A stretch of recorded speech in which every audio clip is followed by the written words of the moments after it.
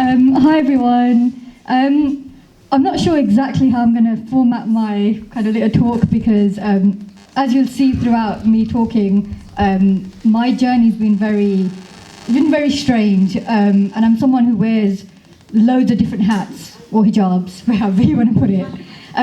So I'm a youth worker.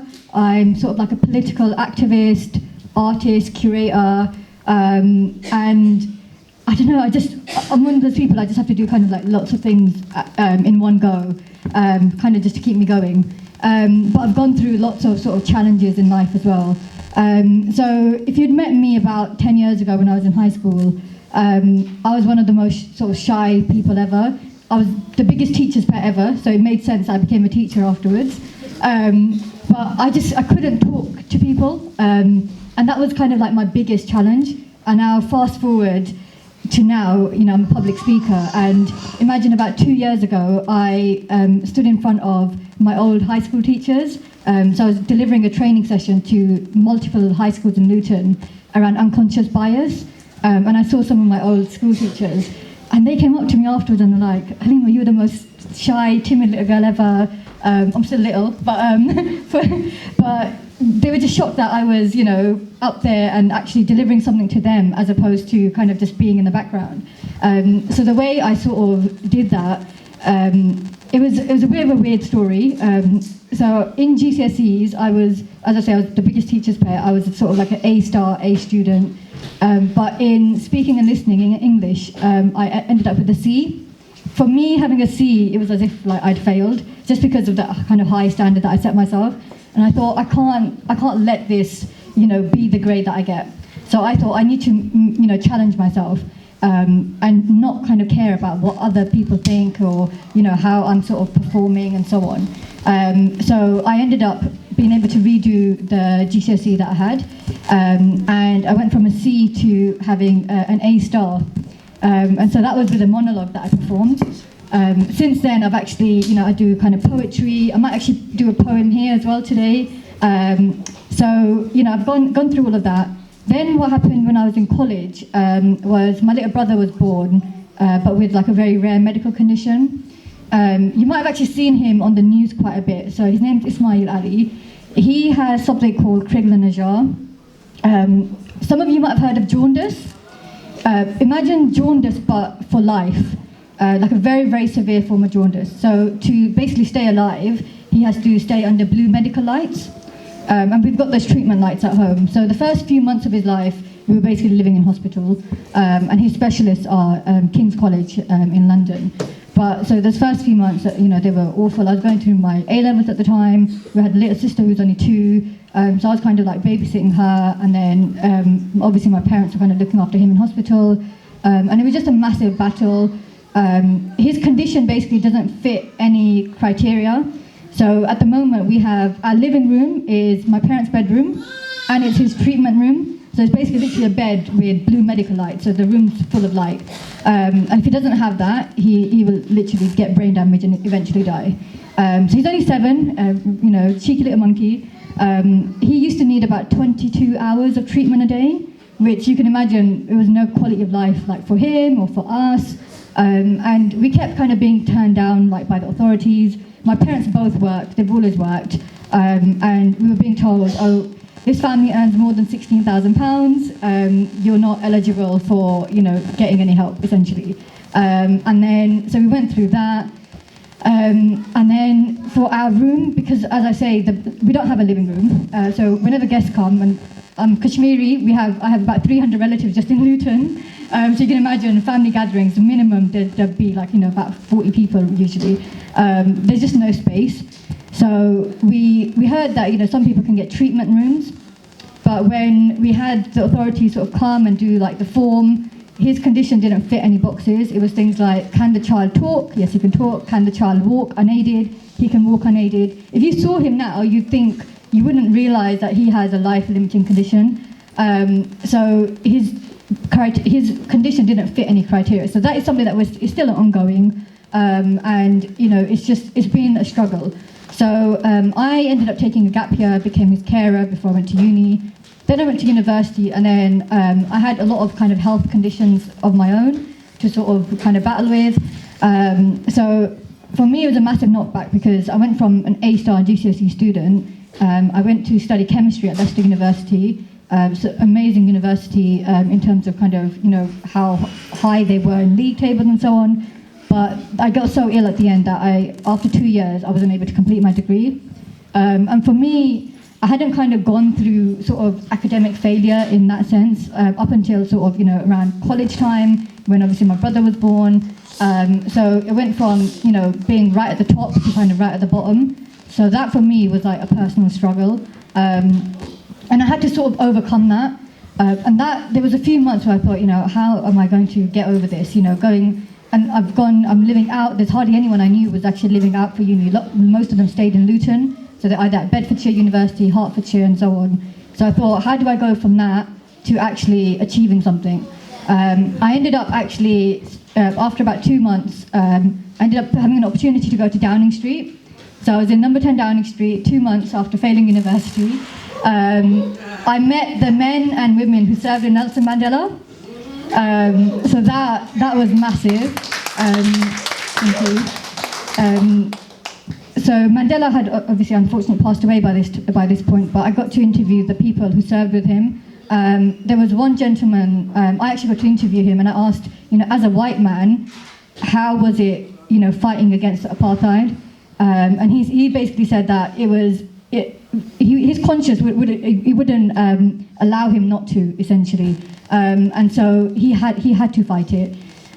So we need, I thought, for me, this was about a few years ago, and I thought I've always been quite sort of politically minded, but seeing these people who changed the face of the world, like they are our heroes. They talked about how they went on hunger strikes in Mandela, and I thought, I'm here right now. David Cameron is honouring them in Downing Street, and Downing Street, by the way, is amazing inside. I'm like, I want to make a change, and some change doesn't always happen. If you want to make a change on a massive scale, you have to sort of start inside. You have to start on an individual level. In Islam, we believe that God does not change the condition of what's inside yourself. God does not change the condition of the people until they change the condition of what's inside themselves. I'll probably paraphrase that slightly, but that I kind of live by that. If I want to see change, I need to essentially be that change. So I became quite active with the Labour Party. And last year, so I'm 26 now, at the age of 25, I actually stood for elections. So I was a candidate for the local elections as a councillor for the Labour Party. So seeing my name on a ballot paper, that for me was a massive achievement, especially from like a science background, failing uni, and then I worked myself back up to actually be able to achieve that. I didn't get elected, so I came like runner-up. The Lib Dems beat the Labour Party in that ward, but for me it was just a massive kind of personal achievement that I was able to do that, and oh my gosh, it was really, really hard work. Politics is a very dog-eat-dog world. It is very, very dirty, but you have to kind of hold your ground. And for me, I'm wearing heels today, but I'm a 4'11", petite, whatever, however you want to describe me, and like, you know what I mean? So it's, as a woman, as tiny as I am, and South Asian, whatever box you want to fit me into, I have to kind of make my voice sort of 10 times louder, and I can make my voice 10 times louder if I need to. So that was kind of one part of what I do. I mentioned how I'd failed uni, and then after that, I basically ended up securing 2 jobs, and one of them will always stay with me forever. Some of you might know them as behaviour schools. So this is essentially pupil referral units when students essentially get kicked out of mainstream school. That was for me probably the most rewarding job I've ever had. You see these students, they're kind of branded as naughty kids, and I just hated that phrase. They came from, they'd been abused, there'd been problems in their house, they had mental health problems, behaviour problems, some of them were in care, and it was very, very difficult to work there. We would have the students trying to burn the centre down, punching holes in the walls and breaking the doors. I kind of like that drama a little bit. But those students were amazing. They were the most bright students you could ever meet. we had one kid, one day, because I was a science and maths teacher, and he says to me one day, "Oh, miss, you teachers think you're all smart, don't you?" And I'm thinking, he was sat there quietly, and that's always a sign that they might actually be up to something. And I'm like, what do you mean? And he's like, so, you know how the IT teachers thought they banned all the games? I'm like, yeah. They only banned them in English, miss. I'm like, what? And what he'd done was put that game, and he translated it into German, and he was able to access the games that we blocked. So I thought, this student is amazing, but he's been expelled from mainstream school. He might not even get any GCSEs, so I need to do something where I can change the lives of young people. So that is basically what I've tried to do ever since. I'm actually now the vice chair of Bedfordshire Police Stop and Search Scrutiny Panel. So thank you. When you see police officers having those kind of body cam videos, I am on a panel that actually gets to review them. So it helps both the officer and the person, actually being stopped and searched, to make sure that the officer is actually doing their job correctly. We all know that there's a massive disproportionality ratio with especially young black men being targeted by the police. So this is essentially to kind of help put a stop to that. If the police ever need training on anything, we're able to actually have a voice. And it's a community panel, we're able to do that. Aside from that, as I mentioned, I'm an artist curator. My last two exhibitions actually ended up on BBC News, which again was a massive achievement. One of them was on human rights. It was called A Life in Chains, Shackles of the Mind, Body and Soul. So for my first exhibition, I was not going to do an easy topic. I literally created a metal man, hung it to the ceiling. If any of you know Hat Factory, it was like opposite the Hat Factory. Hung it to the ceiling, from the ceiling, and literally, so anyone going past could literally see a figure hanging from the ceiling. He came in and I had quotes from different inspirational figures. So I had quotes from Mandela, Martin Luther King, Gandhi, and I basically was trying to touch on the issue about human rights. And BBC were really interested, they filmed it. And then at the time, I'd actually wanted to do an exhibition or an event or something around knife crime.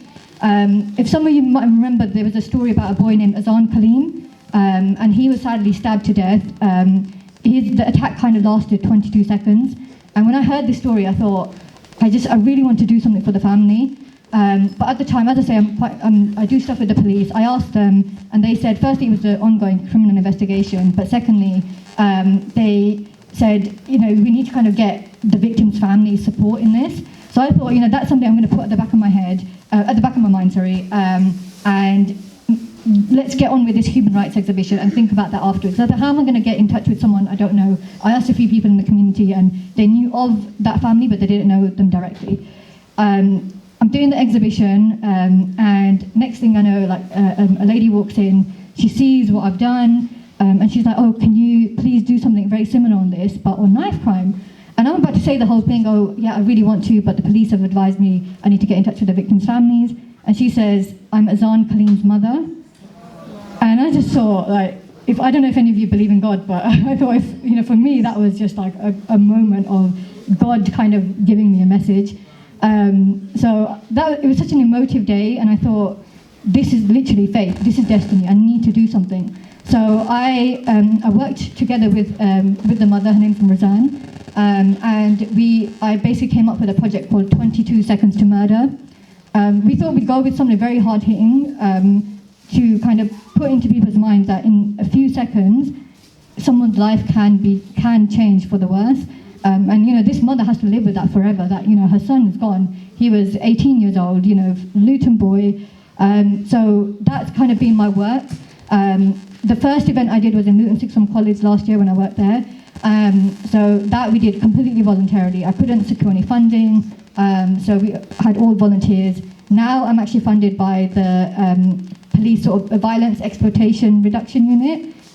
So I've luckily got funding now, so I've got 2 events coming up this month in Bedford. I'm also doing a project called Postcode Love, Not War. So has anyone here heard of postcode wars? Yeah? And especially when I worked in the behaviour school, had times where we had to literally separate the students. So we had like upstairs and downstairs. We had to have some of the gang members essentially downstairs and some upstairs. So they couldn't even be like sort of taught together at that point when it was really, really heightened. So for me, I wanted to do a project where I can sort of tackle this, but in a positive way. So what I'm doing is going into schools, one school in LE1, LE2, LE3, LE4, and having a sort of filming workshop where the students get to devise a film about what they love about their postcode as opposed to what they hate about it. So hopefully, the message can be kind of put out there that Luton isn't a bad place, and that we do want to kind of make a difference. So I'm hoping that it's a success.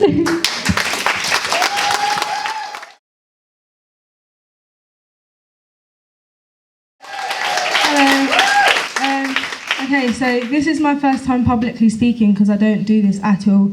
I usually go by the name Samara Sings, but I've changed my name recently. Not my name, I like my name, Samara. And my mum, if she was here, she'd kill me if I changed it, so I ain't gonna bother. So my name now on Instagram, before I start, is She Who Worships, because I sing in church.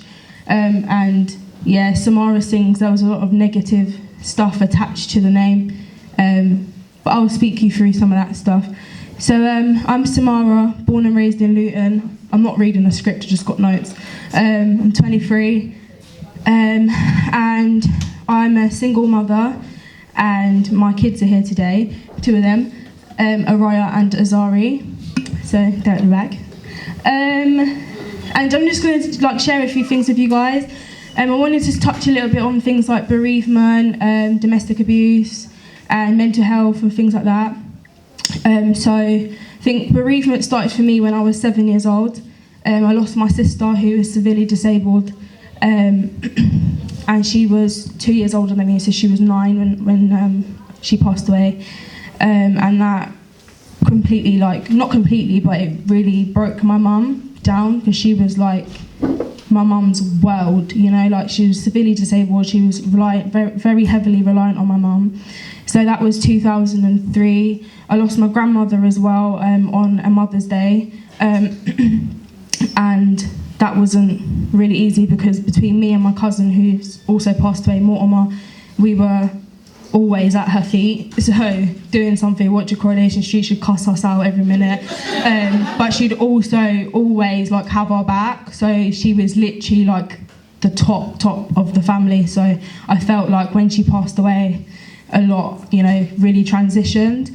And then so basically when I was 16, I started to live in social housing, so Mary Seacole. I moved out of my mum's home because we just weren't getting on, and our relationship got so much better when I left. I fell pregnant at 16, and I had a stillborn, so I actually have 3 children, but there's only 2 here today. My son Regan Kai, so I gave birth to him, buried him on the 4th of June 2013, and then sadly on the 9th of June the same year, 2013, so that's 5 days later, my mum passed away suddenly. And when I got the phone call to say my mum had passed away, I wanted to, I was very angry, and I was just confused because I'd just lost my son. I just buried my son, my first child, young, 16, I didn't expect then to have the call 5 days after his funeral to say my mum had passed away. So yeah, I just turned 17 when my mum died. So growing up now, I'm 23, so that's 7 years this year without my mum. It's literally like a jail sentence without ever going to jail. I've not been to jail, don't wish to go. It's been really difficult losing my mum, especially now that I'm a mother myself. The things I'd want to speak to her about and say to her, because I know I wasn't the easiest of children sometimes. So I see that in my daughter sometimes. She's got a lip on her, and I just want to clap it, but you can't. And I know my mum's the same. So I'd love to say so much to my mum if she was here. So it's really quite difficult. So like I said, I lived in social housing, Mary Seacole Hostel, which actually was a big help to me. And then I moved back into my mum's property when she'd passed away. So my mum actually passed at home, but she was worked on at home. So for a year of the time I was living at my mum's flat on my own, and taking care of it, because between me and my siblings, it was only me that could take it over because I lived with my mum before she passed away. So for a year I was staying at my mum's house knowing she'd passed there. And that was quite difficult as well, so I had to give the keys back to the council because it just emotionally and mentally was quite damaging to know that my mum passed there and I was living there for 1 year. Then I moved to Wesley House. I don't know if anyone's heard of that place. Absolutely terrible. Sorry if anyone lived there, but I lived there for 4 years, and it was really mentally damaging there because the way that it's positioned, I don't know if people know that, but it used to be office spaces. And so they changed it into housing because obviously we know that there's a really bad housing crisis. So thankfully, I'm very grateful that I had somewhere and I had a roof over my head. But honestly, like, it really deteriorated me as a person mentally. I was petrified living there because you'd have people that were obvious drug users, like banging on your door at stupid o'clock in the morning when you're trying to get your children to sleep. And then so 2019, I had my daughter in 2015, Araya, after being told it was highly possible that I wouldn't be able to have any more children after my son because I was underlying complications, but I went on to have Araya.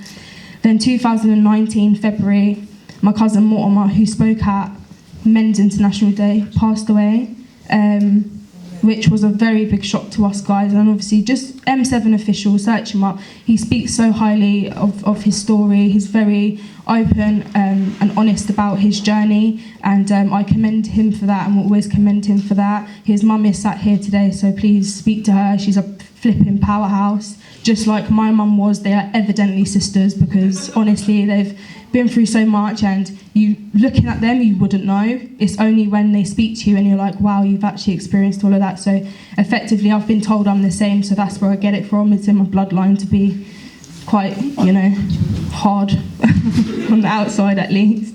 So I've appeared on telly. I was on the BBC Proms in 2013. I lost my mum on the 9th of June, and the 11th of June I had to go and meet Fazer from N-Dubs. So that was 2 days after my mum died. I didn't know if I wanted to go, but I was like, what would my mum say?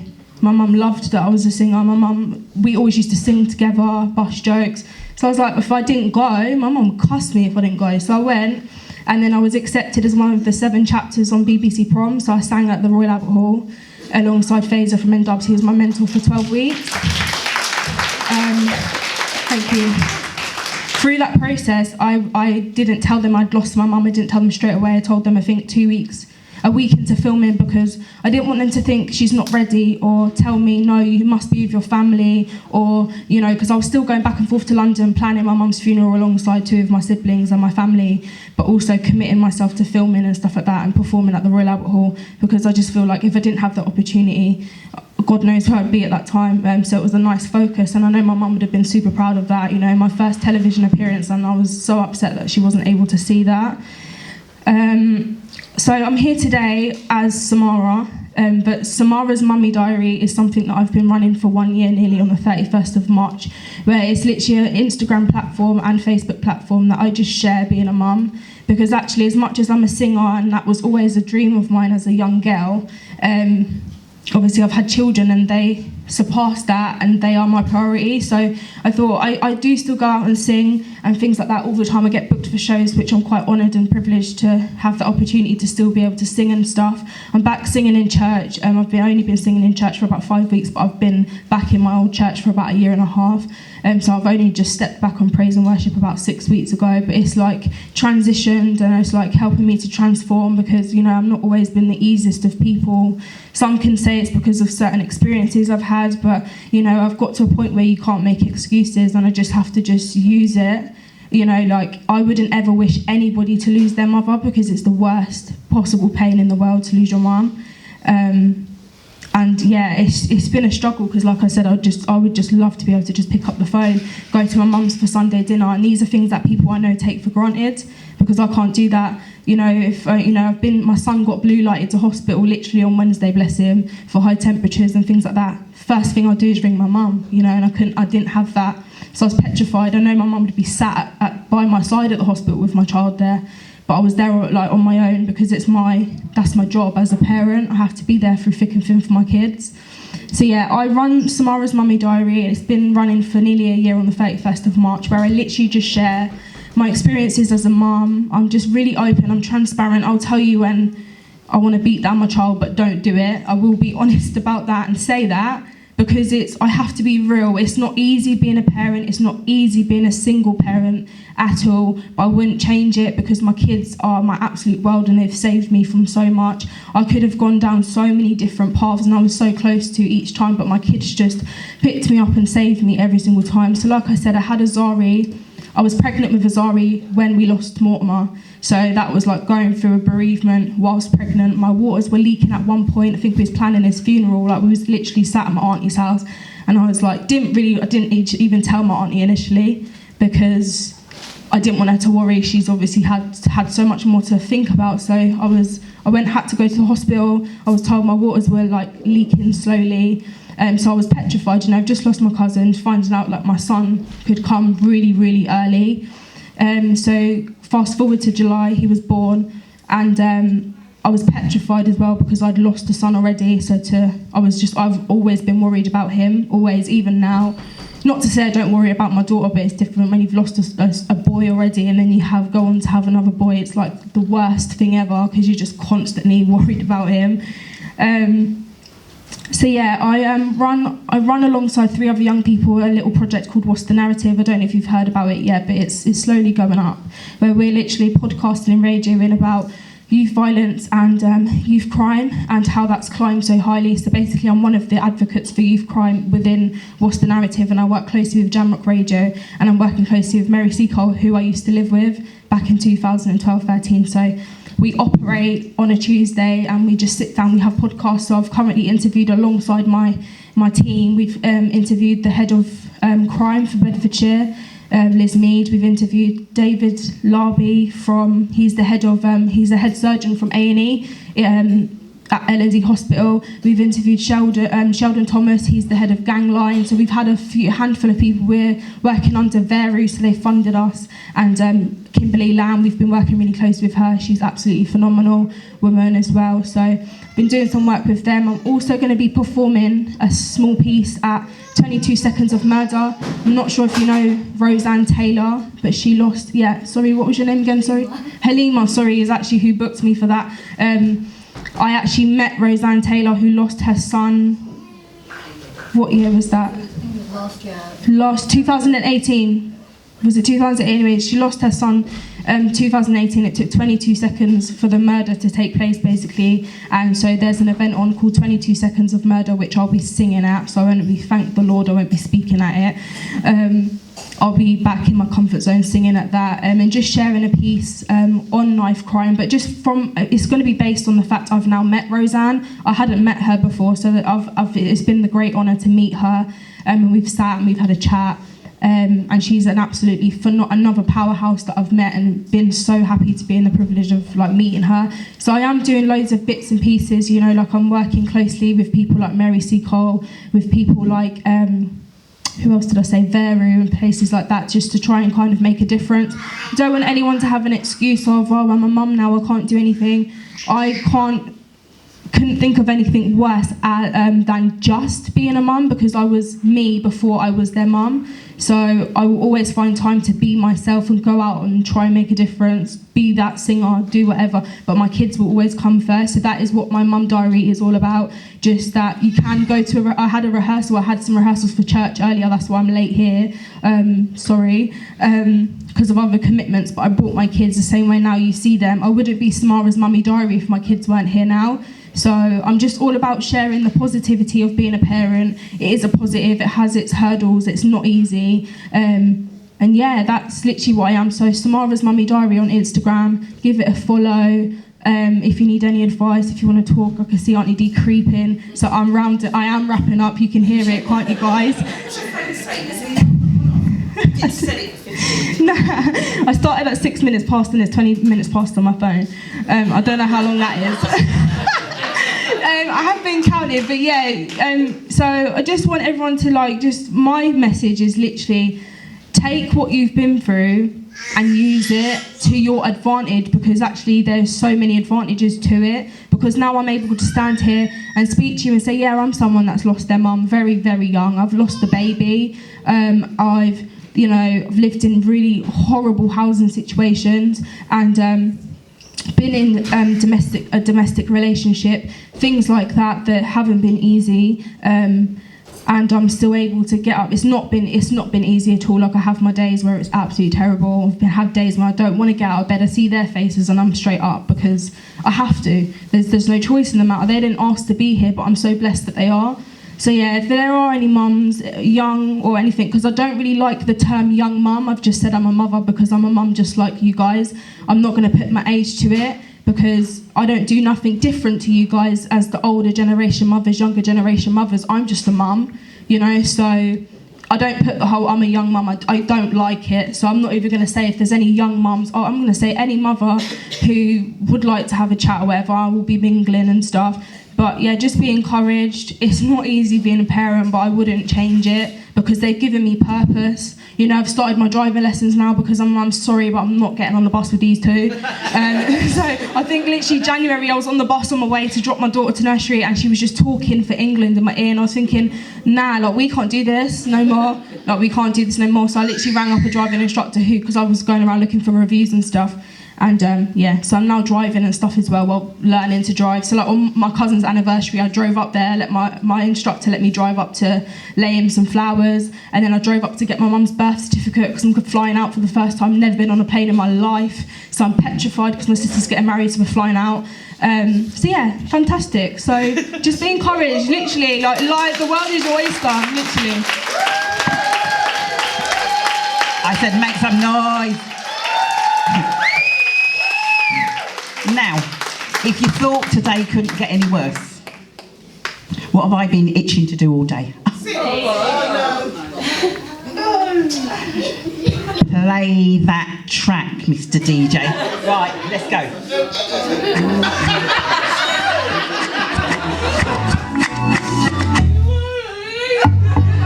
I've been dying to do this, and she's like, no RED, no RED.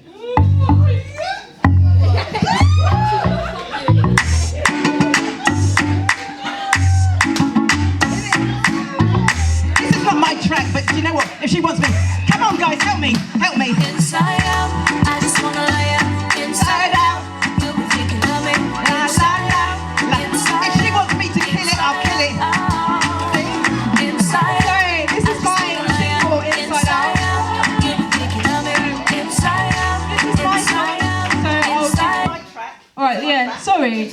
I didn't think she was actually gonna do that, so I weren't prepared, yeah? She said, all right, I'm going to let you do Inside Out. And I was like, nah, but she ain't. It's cool, I'll just speak and go. But I'm like, all right, cool, I'll do it. She was singing it. Please, I didn't record this for you to do that on you. So yeah, this is my song Inside Out. I wrote it myself and produced it myself and stuff. So yeah, this is Inside Out. My song. My song. Not Auntie Deez. She just loves it. Thank you. Can I have some volume, please? Anyone gonna stand up though? Because this song's like quite.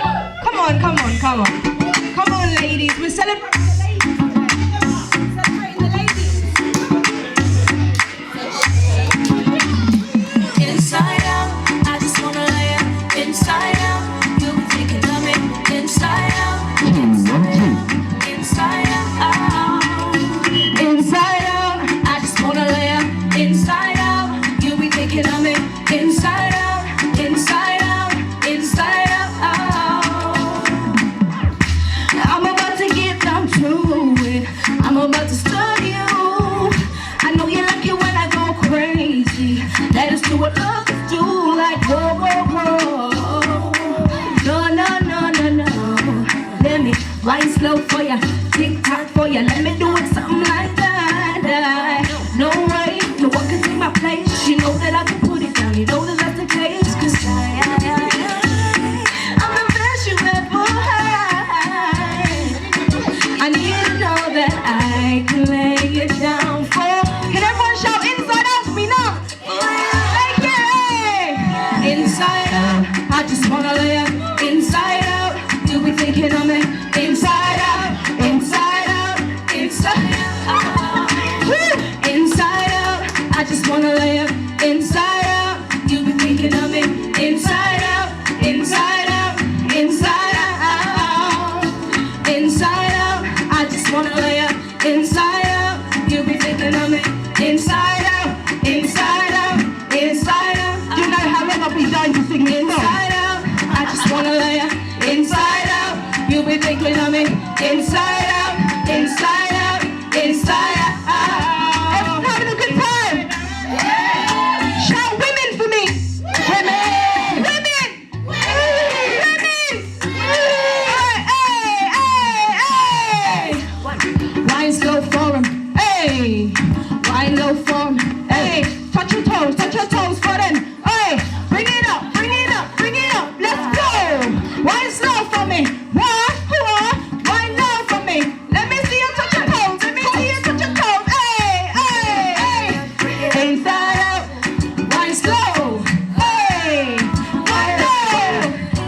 Let me see you touch your toes! Shout inside out! Inside out! Bring it inside out, Inside out! Shout inside out! Inside out! inside out. Inside out! Hey! Thank you, Samara! Give it up, make some noise!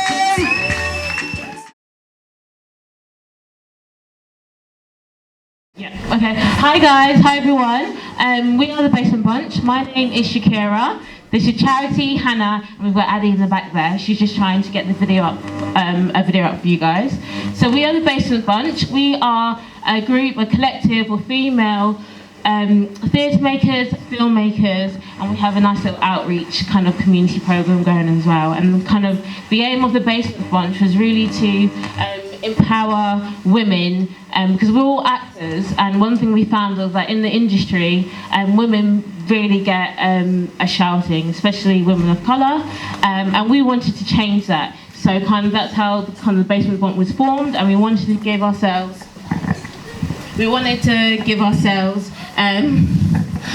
sorry, you're right. We wanted to give ourselves the opportunity and give everybody else in the community an opportunity as well. So we're really a collaborative, and we always look for other members, other people in the Luton community who want to collaborate, who are filmmakers, who are theatre makers, who are interested in that stuff. We really want to kind of get to know you and talk to you and really see if we can create something together. So in the past we've done a theatre piece called The Eden Effect. We've all made short films, and at the moment we're focusing on a web series called Thieves. Now this web series really is about 4 women who've come together to, they're struggling. They've come out of university and they really are struggling to make ends meet. So unfortunately they turn to crime to kind of make those ends meet. And that goes completely and horribly wrong, as you can imagine. So we are actually crowdfunding for that, and we have a crowdfunding page on Indiegogo. So if you search Indiegogo and Thick as Thieves on Google, the page will turn up and you can find so much more information. We're on Facebook, Instagram and Twitter. If you search for the Basement Bunch as well. Is the video ready? Yeah, I think the video's ready. Yeah, so we just really wanted to share this with you, to share kind of what we've been up to, and yeah. Yeah, it's a really short clip. It's off our Instagram, so it might be a little bit small. So hopefully everyone can see.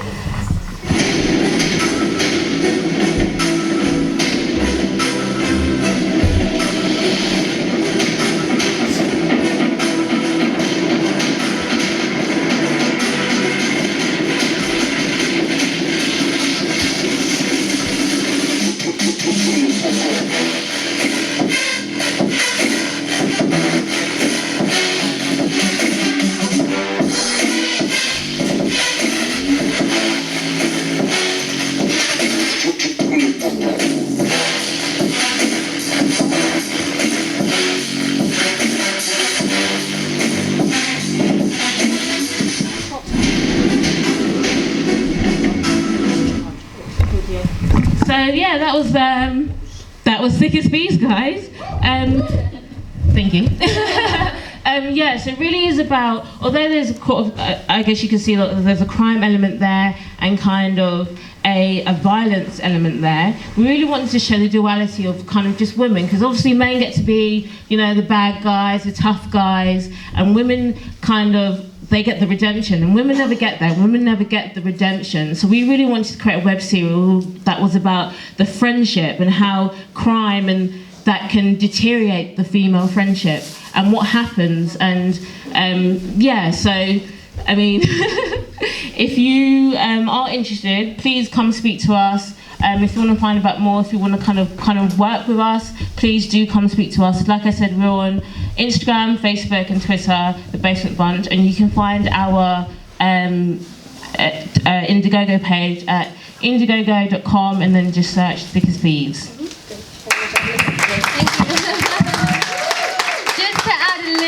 This is only a teaser trailer of our trailer.